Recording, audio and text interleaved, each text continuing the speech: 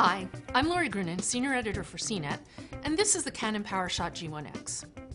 What you think about the G1 X depends upon whether you view it as a cheap alternative to the Fujifilm X100 or as an expensive competitor to a lot of other fixed and interchangeable lens models.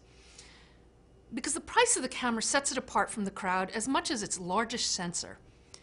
And despite delivering on image quality and having a pretty nice shooting design, the lens, and to a lesser extent the shooting performance, hold it back from being worth the price. It's bigger, heavier, and boxier than the G12, and it uses a pop-up rather than a front-mounted flash. But the G1 X nevertheless looks and feels quite similar to its older sibling. Overall, I like the design, though the function button behavior can get a little frustrating. Unlike other cameras, which automatically hide the menu when you press the shutter button, Canon's remains until you press the function button again. As a result, I frequently found myself scrolling around the options when I thought I was changing the shutter speed. I like the flip and twist LCD, it's bright and big, and though the optical viewfinder is quite small, it is still useful to have. The buttons and dials feel responsive and well laid out. Many of the new features, like the multi-area white balance and intelligent image stabilization, launched with the S100, and they only work in auto mode. The intelligent image stabilization auto-detects what type of stabilization is necessary in both still and video modes, and the updated white balance does better scene analysis. The camera also introduces face recognition and can store up to 12 faces with some limited associated metadata. You'll also find a bunch of multi-shot modes, including a 5-shot HDR mode, though I find Canon's implementations just okay. Like the G12, it has a built-in neutral density filter, which I like. While the camera gets high marks for photo quality, it's not significantly better than cheaper ILCs like the Olympus EPL3 or the Sony NEX5N.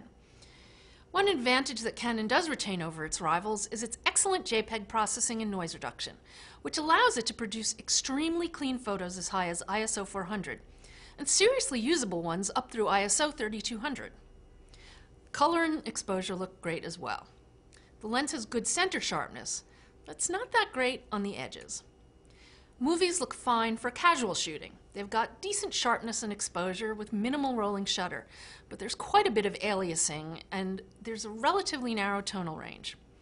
Unfortunately, the G1 X gets relatively low marks for performance, in part because of its sluggish shot-to-shot speed. It's even slower than the G12, and in part because of some really disappointing lens characteristics. The camera doesn't feel as sluggish to shoot with as the data would imply, but also I probably didn't notice because I spent a disproportionate amount of time dealing with this small aperture lens and its bizarre focusing distance constraints. I really would expect a wider than f2 maximum aperture on an $800 camera. But more important, I expect it to be a lot faster than f5.8 at its longest telephoto. Not only does that compare poorly with similar focal ranges on the less expensive Olympus XE1 and Fujifilm X10, but it's worse in practice. It's only f2.8 at 28 millimeters. By about 31.5 millimeters, it's already jumped to f3.2, and it narrows about halfway down the focal range, and that's it. And that's only one problem. The other is the lens's minimum focusing distance. It can only focus as close as 7.9 inches, and that's in macro mode. In standard focus, it's a more normal 1.3 feet. Also annoying, the camera can only auto-switch between macro and standard focus modes in complete auto. That means unlearning habits about lens settings and spending too much time jumping in and out of macro modes. A lot of people think that Canon's missing out by lagging in its interchangeable lens camera development, and it is. The G1 X targets a growing part of the market, which is composed of people who don't really care about changing lenses and just want better photo quality. But ironically, its disappointing lens makes a better case for getting an ILC in this price segment than for buying this fixed lens option.